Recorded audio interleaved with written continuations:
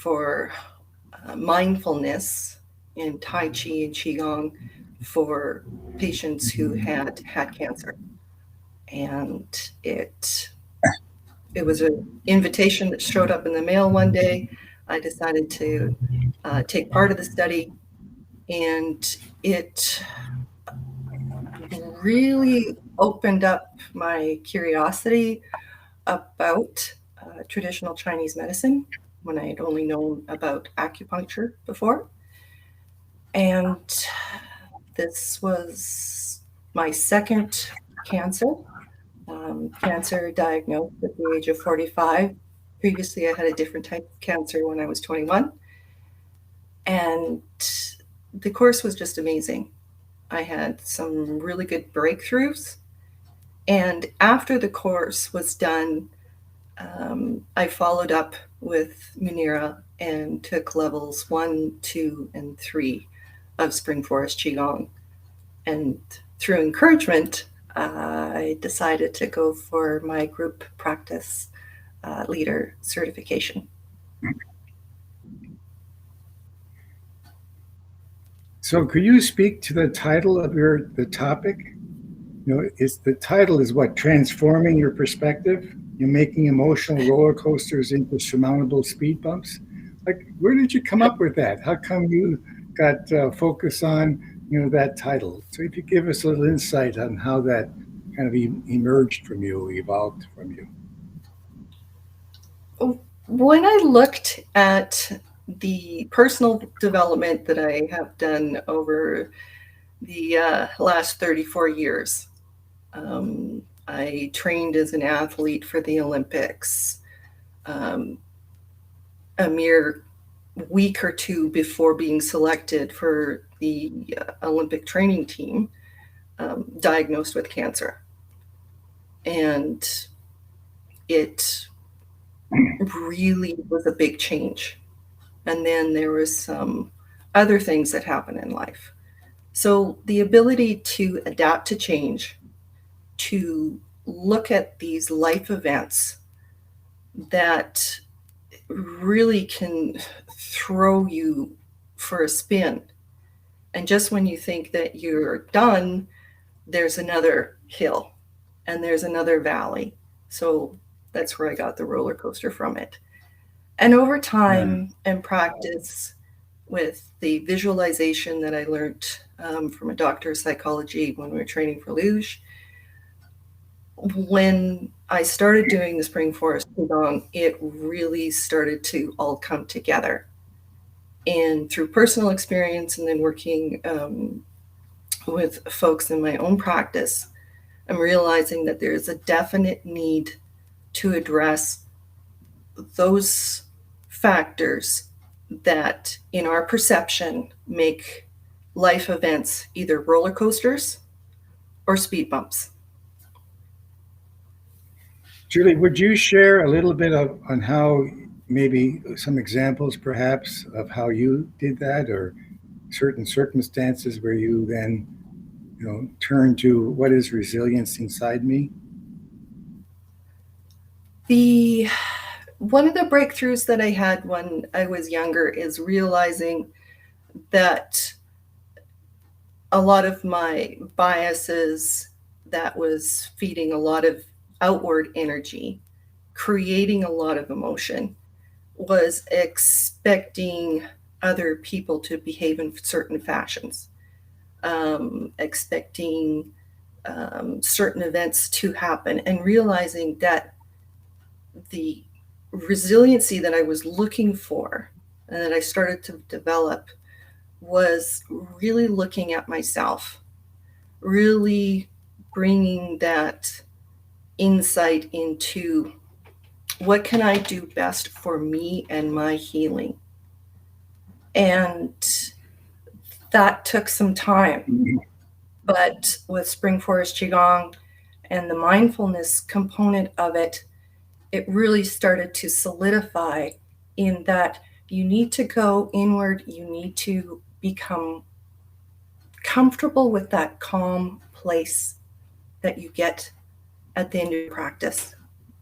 And adding that to my training in athletics, where if you find that particular moment of calm and peace in yourself, using visualization to really saturate that into your cells so that you can repeat it. And the more that you practice and the more that you feel that peacefulness, the easier it is to pull it up at a moment's notice. And over time, that becomes your go-to instead of a explosive reaction. And bringing your focus inwards first, trusting in yourself. And the beautiful part that developed from learning Spring Forest Qigong and all the exercises and how they go together, and just getting used to that as a newbie, to practicing, to starting to just, as Master Lin says, just go into the stillness. And that is a beautiful moment when you start to find the love for yourself.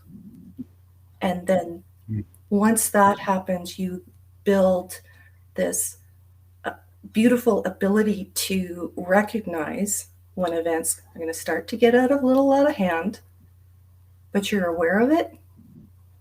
You have some tools in which to calm yourself down and settle yourself down.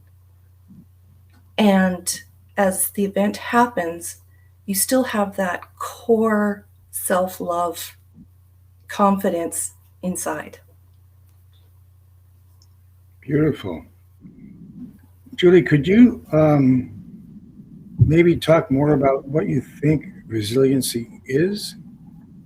How would you, I hate to say define it, but how would you shape it or explain it? I think resiliency is the ability to reflect on your past and pick out those moments when you responded to an event and you did pretty good at it. And you recall it and you think about what you did and you go, oh, yeah, I did pretty good at that. So you're not looking for an affirmation of, oh, when this event happens, I'm going to try and do this, because that's a fairly, detached feeling. Go back, try and go through your experiences and go, when did I have a problem? How did I handle it? Was I happy with myself and how I handled it? And as you remember that, you start to think of other things. And then here's a big one: practice it. You're cut off driving, you're dealing with someone who's in your face. Those are the perfect opportunities to practice resiliency, to pull up the calm, to pull up the peace. And from there, expand your perspective. Like, you can see yourself standing there talking to this person who is making your heart race, but you're also aware that you're connected to source. So just call on it. Just say, hey, help me in this moment. Love this person who is really in my face. And then once that event or incident is done, take a moment, go, how do I feel about this? Do I feel calm? Do I feel peaceful? And then remember it. In training in athletics, you may be familiar with the zone. Athletes want to get into that zone. And that zone can be achieved by anybody if you recognize the components: calm, peaceful, clarity, and connected. and you just replicate the good events until they become automatic. So, not that I'm a little confused, but I'm curious. Like sometimes I hear resilience is more like when big things happen. Boy, that person was Mm-hmm. really resilient when this happened, or when the house fire hit. Boy, that family was really resilient. So I often hear that Mm-hmm. resilience is more attached to, crises or big events. But I also hear you talking about kind of resilience is kind of like a way of life. How do I always have this sense inside me of a calmness and a peacefulness? Like I have resilience to go out to a restaurant, so to speak. I have resilience to walk down the garden path. I have so resilience doesn't have to be a response to a crisis or a huge event. And then the No, practice isn't I'm practicing for when tragedy strikes. No, I'm practicing the Shikang kind of as a way of life. So the calmness, the peacefulness is an easy access to myself.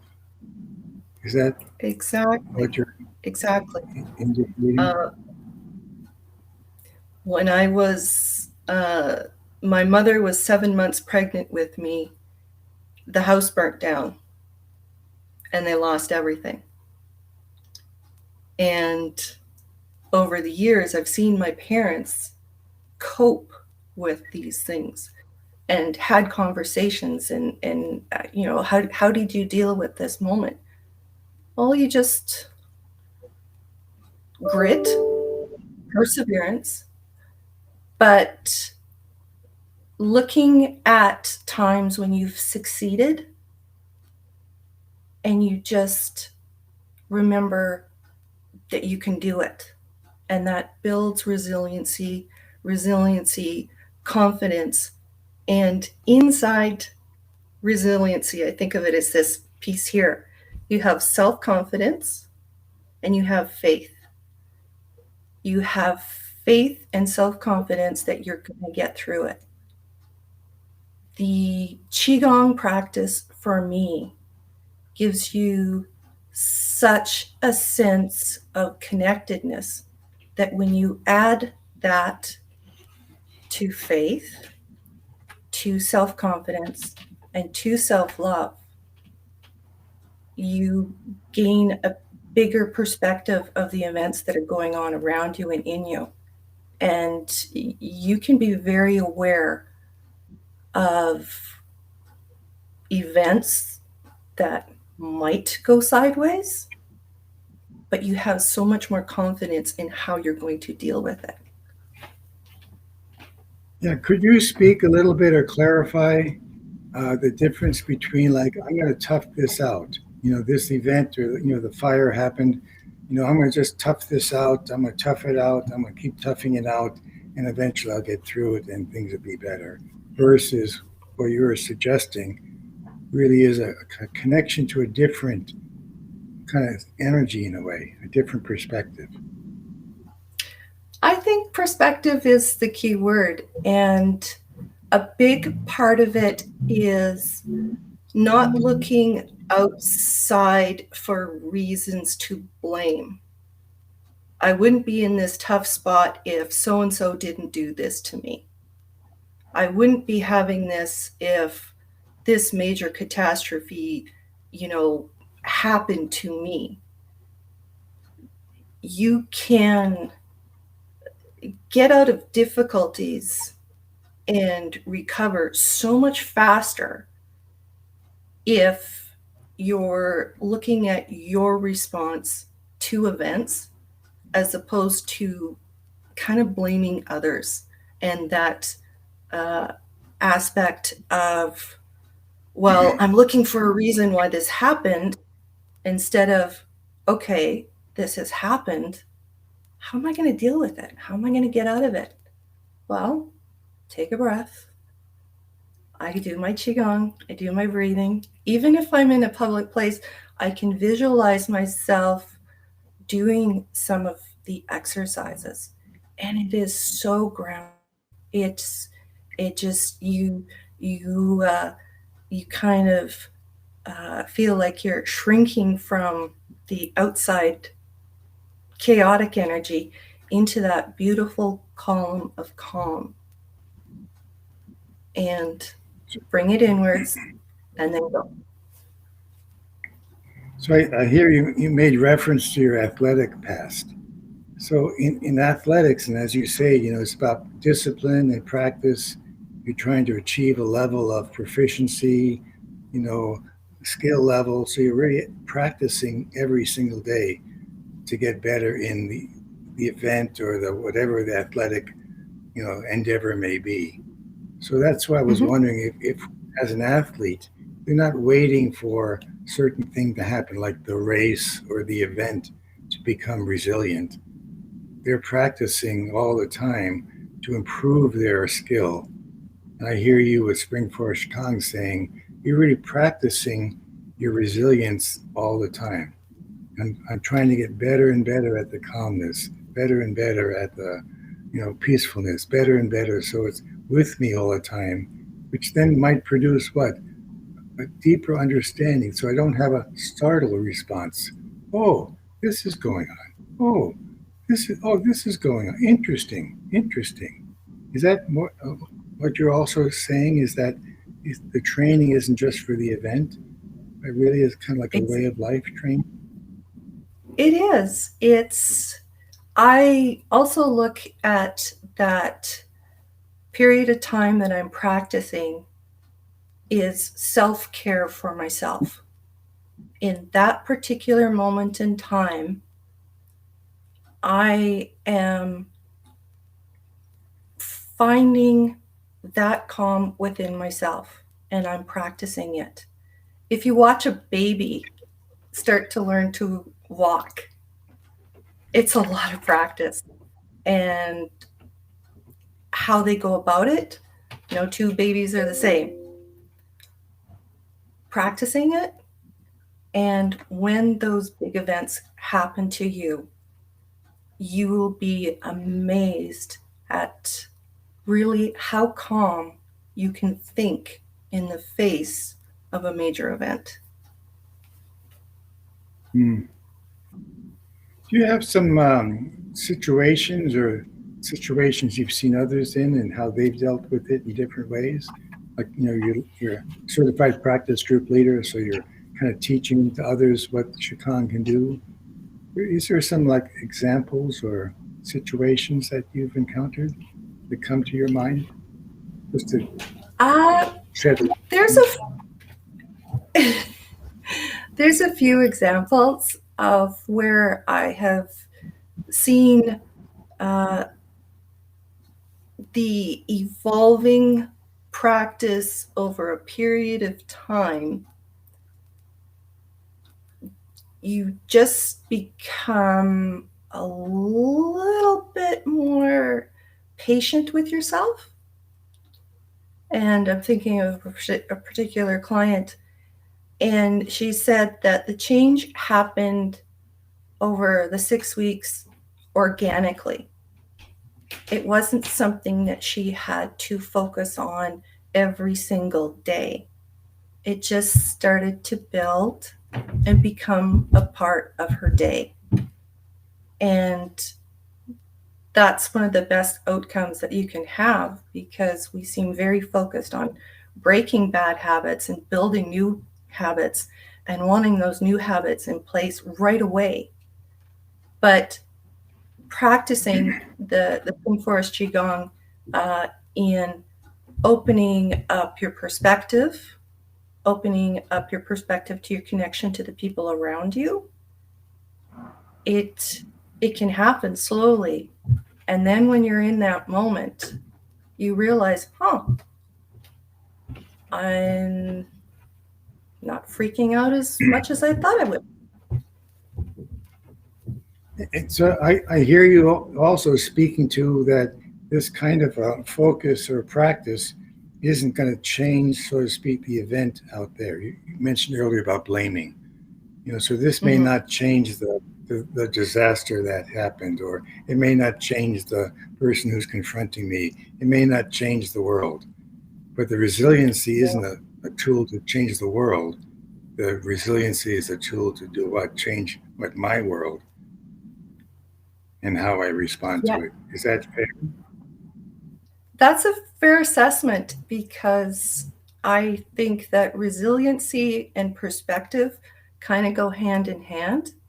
Yeah. Yeah. That when you practice resiliency and it's just a byproduct of these other things together, when you're faced with events, your perspective changes. Your understanding of what is important to you changes. And that's, I think that's a really good thing for clearing away the noise of and defining what our core needs are or our whys. Why am I doing this? Well, I'm doing it for my family. Am I going to get blown out of proportion because I'm going to have a car that doesn't work 2 weeks? Well, in the big picture, is it going to really have a big impact? And I like to remember something that a boss of mine years ago told me. Is it going to matter in 2 weeks, 2 months, 2 years? And just allow yourself to have that time, and you'll get better and better at opening up that perspective. And then once your perspective kind of opens up, then the beautiful thing is that along with perspective builds this connection to other people in your view. So it makes me think a little bit about the more I develop what you're saying is resilience, is peacefulness, calmness, then I kind of develop a different outlook on life. I might interpret things differently than if I have very low whatever resiliency is. If it's really low, then I'm going to look at situations maybe differently than as opposed to if I have this peacefulness, this calmness. It gives me a chance to pause more, to understand the situation. Oh, this is happening. Oh, this is going on in the world. So I'm not like reacting to everything so quickly or so abruptly, that this understanding helps me to see things, the world actually differently. And then I react differently. Does that make It's sense? and it does. You can do an experiment in just thinking about people in your circle. Take a look at the people who are very self confident, um, happy, focused in how they react to events versus someone who has a lot of doubt about their abilities, a lot of, oh, well, the world is doing this to me. And when you have these conversations and you say, well, how's your day going? And the confident person goes, you know what, it's going pretty good. And you innately feel that, well, if I'm in need, I'd like to go ask that person to help me versus the person who's over here going, oh my God, you're like, you're not my lifeboat. Yeah. So what do you do then in your practice group to help people? You may not use the word resilience there, but what do you think I, you're trying to help people with? Open question. it's perspective. It's gaining a greater perspective of your own abilities. And once you have attained that opening and understanding of what you're capable of, then the next step is your perspective of the people around you. And over a period of time, you can find yourself becoming much less negative. in your interactions. You become much more loving. And it's not like you have to say, oh, I'm in an uncomfortable situation. I'm going to practice unconditional love to this person. It's so subtle. It just starts to happen. And you don't get ruffled when you get critiqued or someone, throws criticism your way. It's like, I got perspective. Like it's, it says more about them So than it's me. not. So it's not like, oh, I better turn on my resiliency here. Oh, I'm getting ruffled. I better turn on my resiliency. So it's not like using it at different situations. You're always like, oh, I'm not going to get ruffled in anything, whether it seems Mhm. huge or seems small, that you're Yeah, maintaining some sense of composure in a way, but still exactly. connected. You're not distancing yourself from what's going on.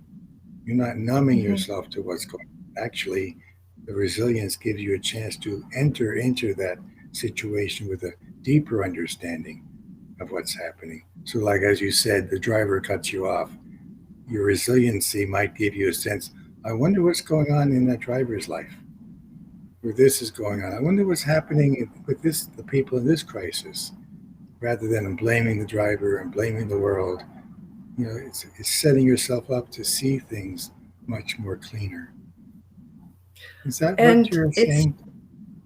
yeah, it's funny to use an example that uh, you, when I think we've all done this, you see a situation, you go, you, and I'm calling on, heaven above to help me with this person, help me love them. And in that moment, you can say, you know what, help me deal with this person. And then you're kind of going, oh, well, I'm asking for unconditional love for myself. And then, you know what, send a little bit their way. And over a period of time, you stop realizing that you're going, and you just, eh, and you smile more. So, in a way, too, then you have more access to your own life Mm-hmm. and When or you how you stop, wish to. Yeah, yeah, go ahead. when you stop expending so much outward energy in anger, in blaming, in searching for answers, and then you start taking a moment to think about how you feel inside, where your peace level is at, because that's when you can make good decisions. You can't make good decisions when you're really, really angry. Science has proven that. Yeah, no one has said, like, could you yell at me louder because I hear better? I learn better if you're yelling at me, if you're angry with me. Not many people kind of say that, do they? Mm-hmm. For Mm-hmm. me, I say I can't hear as well if you're yelling at me. Somehow I just can't process. I'm more worried about what survival in a way. Mm-hmm. Mm-hmm. So is working on resilience really that commitment to a more powerful life in a way, a more deepening of your own life? It goes hand in hand, and I believe you can practice resiliency. When I've told my clients that after a Qigong session, um, if you have an opportunity to journal, because you've set your intention for the day, if there's a problem that you have, after the session, journal on it. Think about in that moment when you are feeling so calm, so peaceful, so connected to universe, and those answers bubble up. Write them down. And you'll start to find when you go back and you read through that your reactions start to change a little bit. And after a Qigong practice, I think is a beautiful point for, uh, a little bit of self-reflection, a little bit, not hours, creativity, you know, writing, writing a letter to a loved one or a friend that you haven't talked to in a really, really long time, because you're coming from a place that is so centered, so loving, that you might surprise yourself on how eloquent you can be and how meaningful what you write can be to the person that receives it. So it kind of triggers in my mind things like forgiveness. So if I work on forgiving others, forgiving myself, like not carrying the burden of holding on to the whatever the emotion is about not forgiving, the more I can forgive, then I really am opening myself up to developing my resiliency stronger and stronger.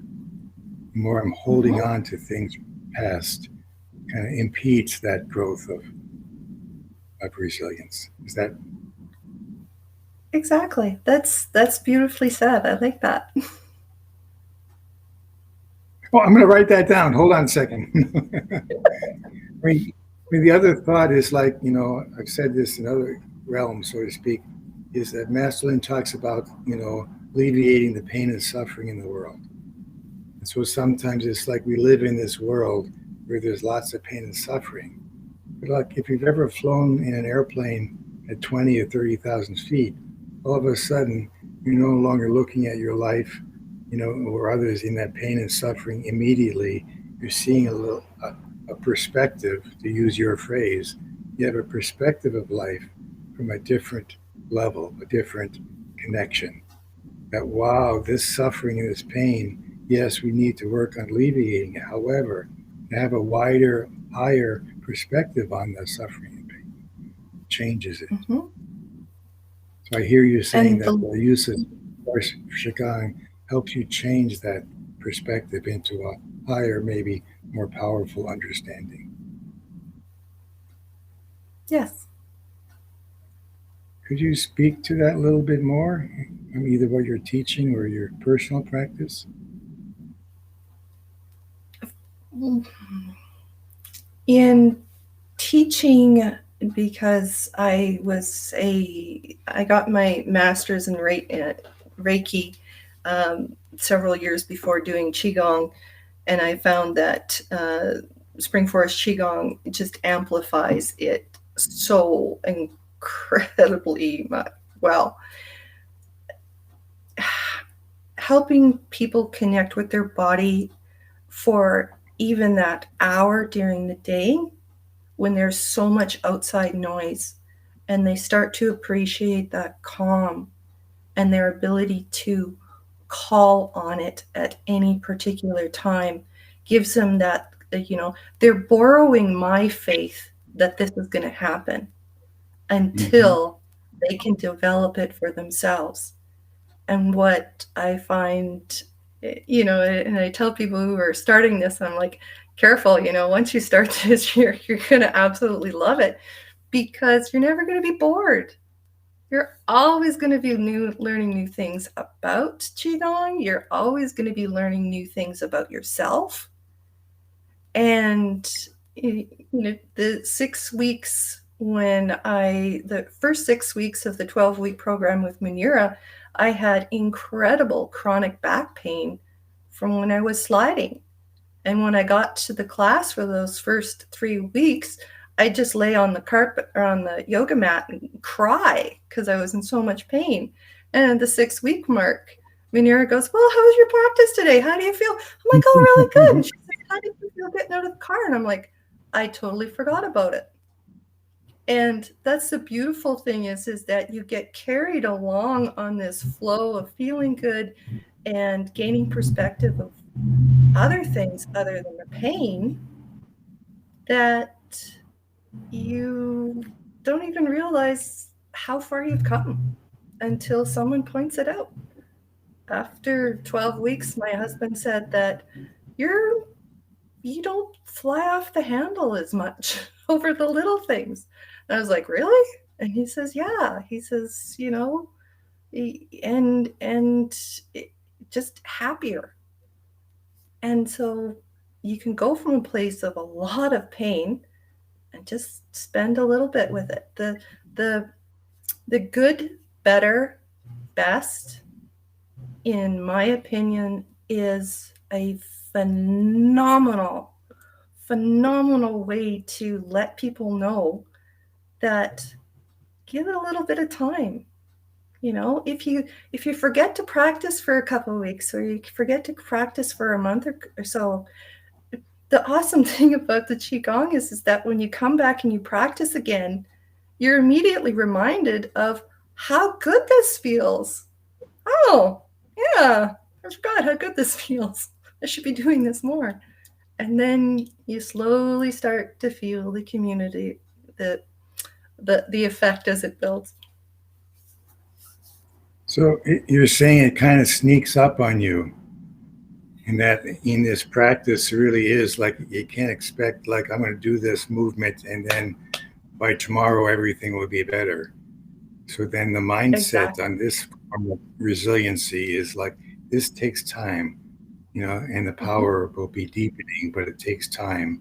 It takes time. It does take time. It does take It commitment, does. like you're saying. It does take faith. Yeah. I have to look at my notes here because I want to share this with you. So I found a cheeky way to explain Qigong to my friends who ask me what I'm doing. And this is to open a conversation with them. And I like to say that every day we are bombarded with harsh news, clickbait headlines designed to trigger emotions, expectations from others, work stress, family stress, environmental stress, food addiction, lack of sleep. There's so many external forces that feel like energetic mosquitoes sucking on our vitality. Qigong is your external and your internal bug guard, Oh, wow. helping you develop armor to deflect the pests and internally cultivate a sense of peace and calm that produces a beautiful byproduct that doesn't come in a package. There's $0 attached, and it gets stronger with every practice. Wow. So you tell your friends that and they go, wow. Well, they go, well, what do you mean? And then all of a sudden their curiosity is engaged, Yeah. and you have them for that moment.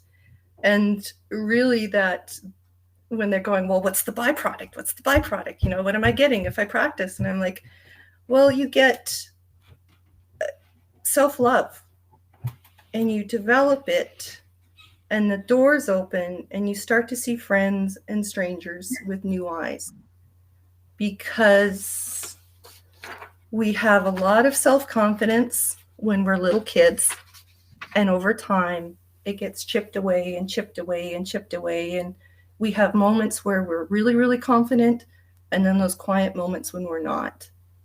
And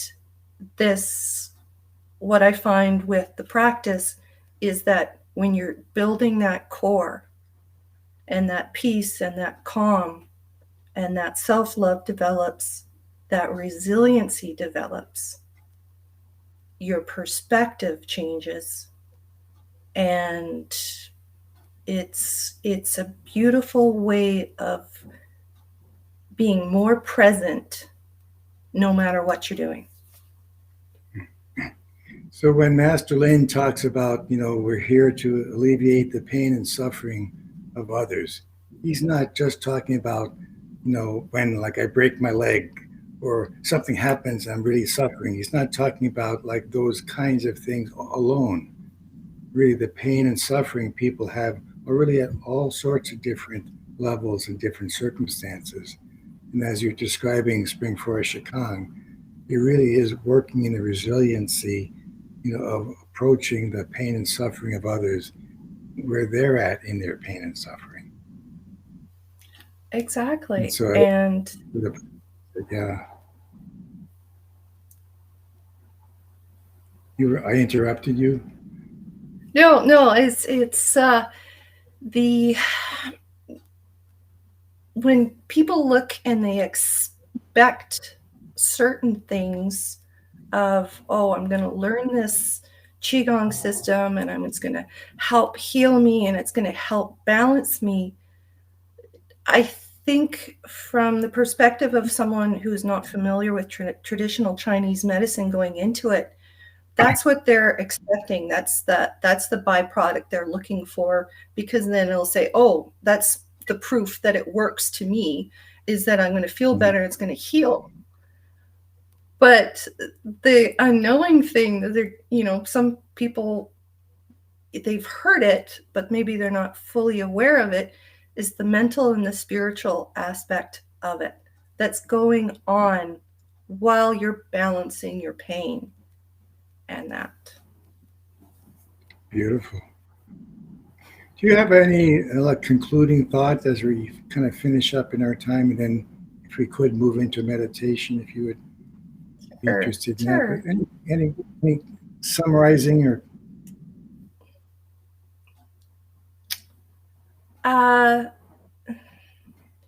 If there is This someone is new, yeah. Go ahead.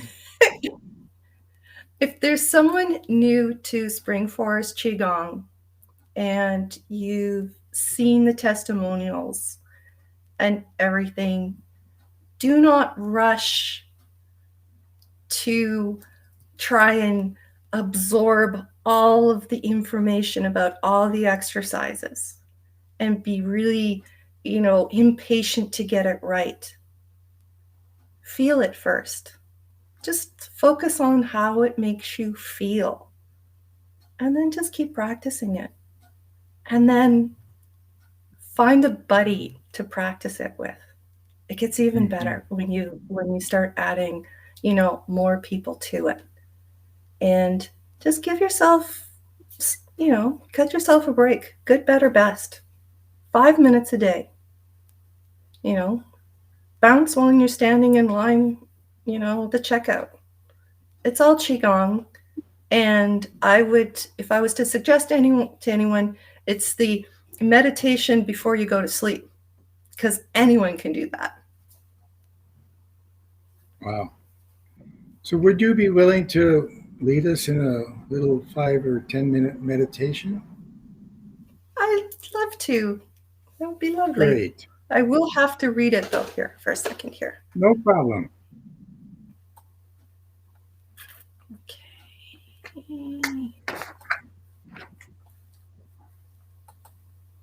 Okay.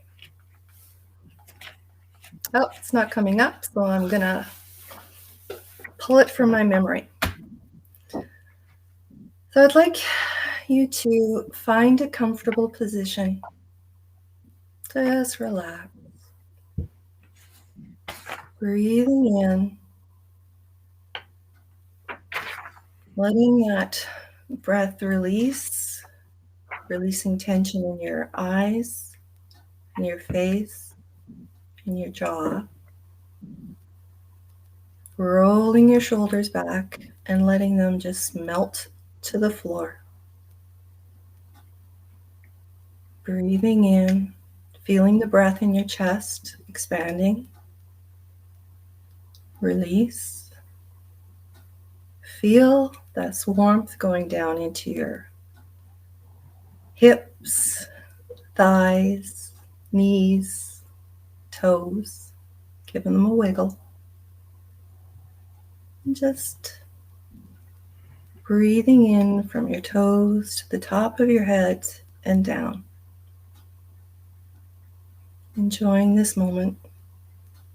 You can set an intention. You can call upon your master's energy. And as we say the universal password, I am in the universe. The universe is in my body. The universe and I combine together,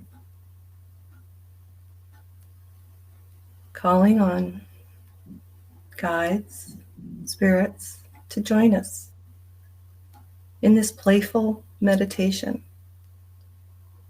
where we're not going to focus on the future or even the present. We're going to allow ourselves to go back. Remember a time when you were a child, breathing in, picturing yourself playing Lego, playing a game with your friends in the yard where you were making up the rules. And focus on that. How did it make you feel? You were having fun. You were building. You weren't trying to solve a problem. You were just creating. And you had confidence in what you were doing. Take a deep breath. Let it out. Now this time, I'd like you to focus on a time when you had adversity. Might have been big or small, but this was a time when you did pretty good. You felt confident in your response.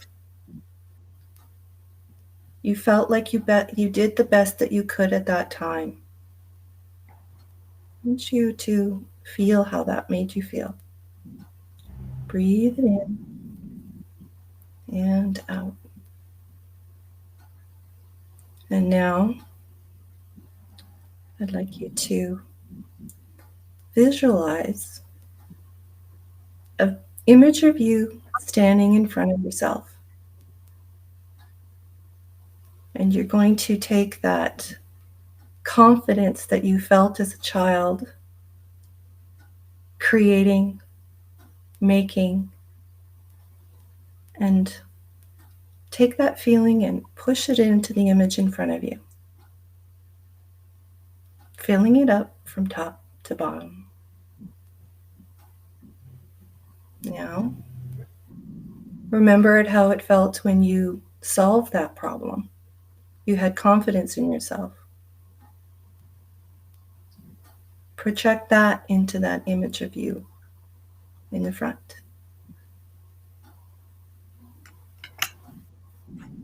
Breathing in.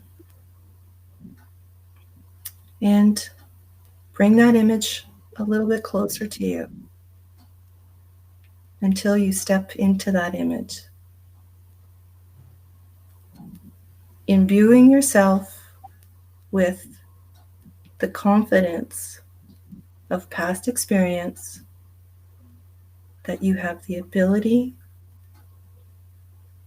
you have faith in yourself, and that you will carry that childhood joy of creativity in building something. And so when you add in the calm and peace of your practice, add those certainties. Bring them into every cell of your body. And take a deep breath in and out. Relaxing, returning. As you see that energy ball in the middle of your belly, now brighter with these new aspects of yourself. And brighter and smaller and smaller. Tuck it in like an energy pill. And know that you can call on this at any time you need energy. But any time that you face something that potentially can be hard, build on it and feel the love inside you and carry that forward. It has been my absolute pleasure to share this time with you today. Thank you. Thank you so much, Julia. It was just beautiful, just so lovely. Those of you that wish to maybe continue to stay in the meditation, that's just beautiful. Otherwise, we both wish you the best. We love you. Bye.